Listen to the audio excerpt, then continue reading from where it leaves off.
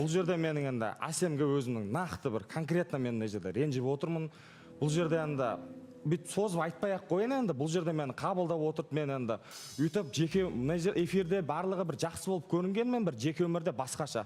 Мысалға мен бұған жазған сообщениелерінің 80% игнор астында қалады. Өтірік емес. И вот мен 3 кездесу айттым, үшеуінде де былай бір қарсы пікір білдіріп шыққысы келмеді. Білмеймін енді бір сылтау деп мен түсіндім. 3 рет шақырдыңыз, біреуінде ғана кездестіңіздер. Жоқ, үшеуі кездеспей қалғаны бұл. Кездескеніміз біз мен эфирден келіп қана ғой енді ол. Бұл 3 рет кездесу атмен болып кетті бұл жерде ше. Мәссаған, Әсем. Бұл кісінің келгеніне 1 аптадай болды ғой, а? 1 аптада 2 рет кездестік. Негізі бұл кісі басында келген кезде мынандай нәрсемен келді да, мен бұл қызға ұмыттырам, мен бұл қызға іспен көрсетем барлығын деген сияқты нәрсені айтты. Бірақ мен жай ғана ауырып жатырмын деген элементарный нәрсені маған типа сен шықсай біз понедельник эфирға шығу керекпіз ғой дегеннен кейін маған как будто бір эфир ғана бұл кісіге важный сияқты көрініп қалды да. И содан кейін мен ауырып жатырмын, тұра алмаймын Ақылбек дедім. Басқа күні кездесейік. И сол күннен кейін маған бұл кісі мүлдем жазған жоқ Балаусахан, мен қалай одан кейін бұл кісімен сөйлесем. Сондай элементарный даже дәрімді әкеп берсе де болатын еді, мысалы.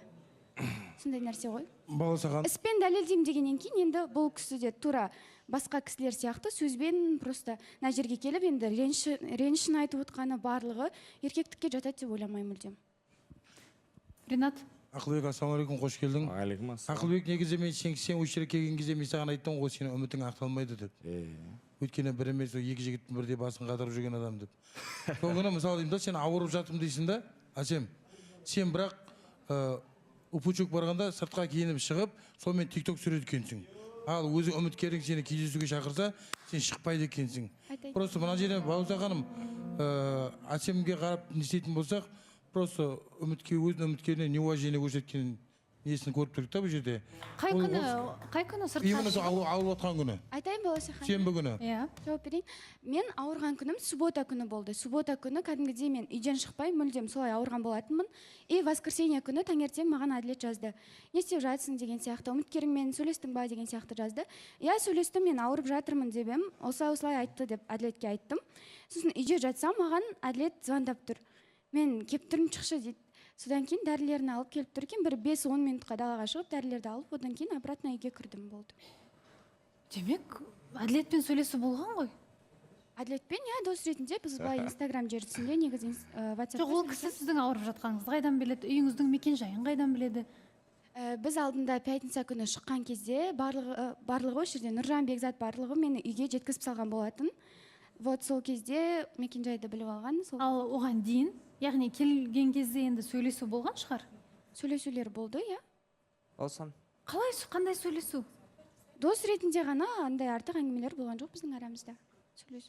Дос ретінде мен бұл кісіні жай ғана дос ретінде қабылдаймын. Жай ғана дос ретінде осылай саған дәрімді әкеп бергім келді, ауырып жатқаннан кейін деді. Сосын дәрін алып, жаңағы тәттілерін алып үйге кірдім. Ол жерде біз 5-10 минут қана далада отырған болатынбыз болды.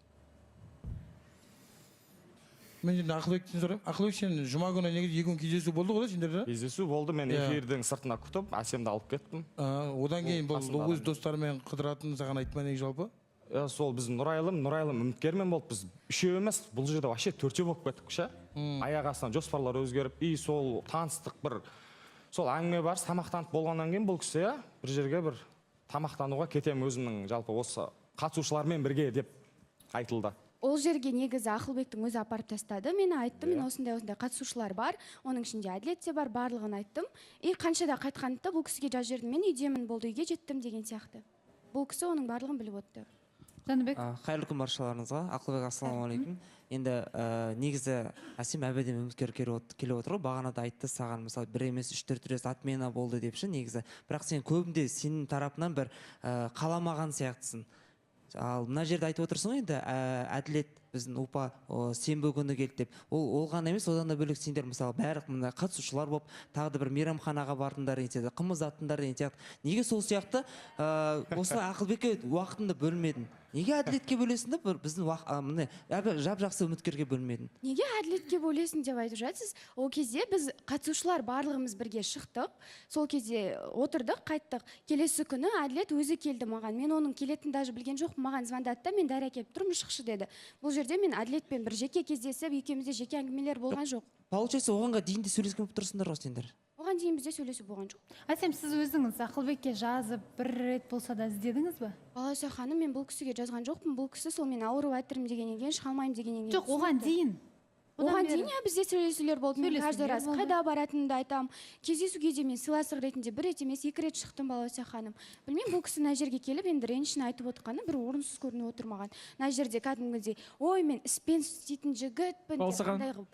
Тонмен айтқан кісі да. Бұл жерде Әсемнің ешқандай кінәсі жоқ. Негізі айтады ғой, негізі ауырған адамның жағдайын білу керек. Өйткені шынымен де мен жанашыр ретінде барып өзінің дәрілерін қандай диагнозбен ауырып жатқанын білген жоқпын мен. Барлық дәрілерді алдым.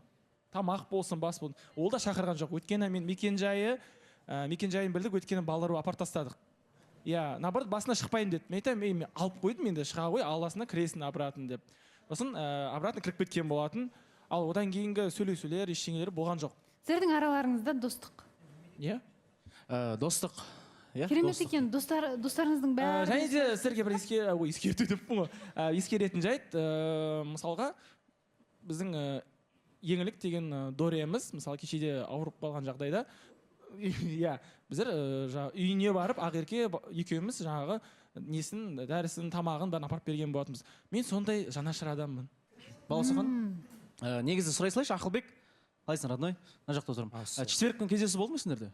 Четверг күні мен ұсындым, жоспарлар болған, бірақ бұл мазам жоқ деп бір өзім бір сылтауын Сен қашта болды айтып. четверг күні? Четверг күні мен эфирдан Әділетпен шығып... қымыздаттыңдар. Жоқ, четверг күні мен эфирдан шығып, үйге қайттым. Жоқ, негізі сондай бір дүние естігенбіз. Оны қайдан Әділетпен. шығардыңыз? Жоқ, негізі оны көбісі білет Балауса ханым. Бірге екеуі қайтып. Оны Айгүл айтқызған ғой. Сенде факт бар ма? Или жай ғана Балсаған бір естігенсің, қызық- айтып Түсіргендеріңізді мен көрдім, иә. Бірақ нақты бұл демалыс күні болған әңгіме. Ал сіз қазір бейсенбіні айтып айттыңыз, отырсың. иә? Жоқ, енді сондай кезде енді қандай ақылықтарын естіп жатырық. Балауса ханым. Бұлар емес, ол Айгүл ғой айтып отқан. Ол саған айтсам бола ма? Әлше сен бір не болсын, құлаққа қауыс болсын. Біздер эфирға Бекзат екеуміз келген болатынбыз. Бекзат біздің үйде қонды. Сосын кейін іште біздің майдан үміткері Фара бар, Әсем бар, Айгүл сол кезде киініп атты. Бекзатты екеуміздің жай көзімді қысып жіберіп айтамын ғой. Мә сен қымыз көтере алмайды екенсің, оказывается, дедім. Осын Бекзат маған ойнатып жіберіп айтып жатыр да. Иә, сен деген кеше достарыммен барамын деп айттың ғой, Әсеммен ішіп жатсың ба деп. Сосын айтты да, иә, а че десем, соны Айгүл естіп қалып, барлығына жайып жүр. Соны болмаған затты, иә. Жоқ, мен түсінбедім. Өзі Айгүлді пиғат ете береді. Негізі Айгүлді Жоқ, неге ол болмаған затты болды деп айтады? Былай ғой, сіз әзілдейсіз, яғни оны Расулға айтқан естісін деп еще. жасайсыз. Сіз Айгүл естісін дейсіз де, Бекзат екеуіңіз көздеріңізді қысып, өтіріктен кездесуге барған әңгімені. Сол кезде негізі мен қатысушыларға айтқан болатын, ол тұрды да Айгүл тіп Расулға айтқан, Расул маған косы қарап жүр. Мен айтам, бұл не болып кетті деп. Бұл жерден бәрін бүлдіріп жүрген Айгүл. Негізі адамның қандай екен осыдан білуге болады, болмаған затты болды деп. Жоқ, енді Балауса ханым, мен үндемей ақ отыра салайыншы деген едім, ештеңе демей, енді мына жақтан өзі қоймай отыр ғой. Неге сыбырлап айтып отырсың балаларға? Неге Бекзаттарға, Әлшерге құлағына сыбырлап? Жоқ, Бекзаттарға сыбырлап отқан жоқпын мен, не болды саған? Жоқ, былай ғой, мына жерде негізінде оны мен емес, жалғыз Балауса Жоқ, ханым. әділет, сіз Айгүл сөйлесе бірден қаныңыз басыңызға шауып, ұрсып тастап, басқа нәрсе Негізі шығар. болмаған Сен кішкене орнына болмаған затты неге болды деп айтады. Және де ондай жалған информацияны айтуда бір түрлі деп ойлаймын.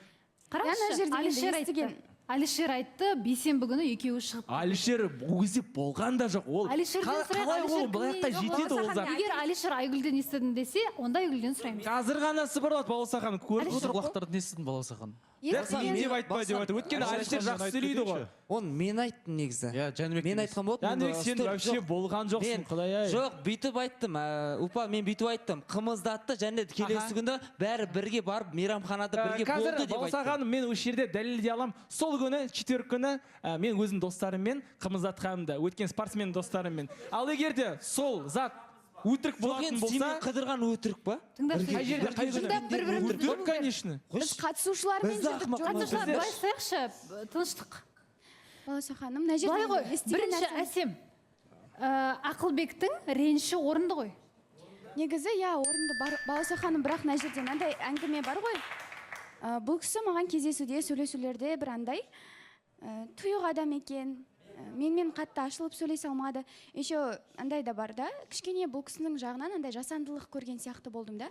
Негізі любой қызда айтайын. Неге сіз сол әңгімені бірден бастап айтпадыңыз? Сіз бірден ақталып кеттіңіз. Түсінбеймін, неге басынан бастап айтылмады? Түсіндірдім ғой Баласахан, түсіндіріп бердім ғой, бұл кісі просто дұрыс түсінбей қалған, мен соны түсіндіріп бердім.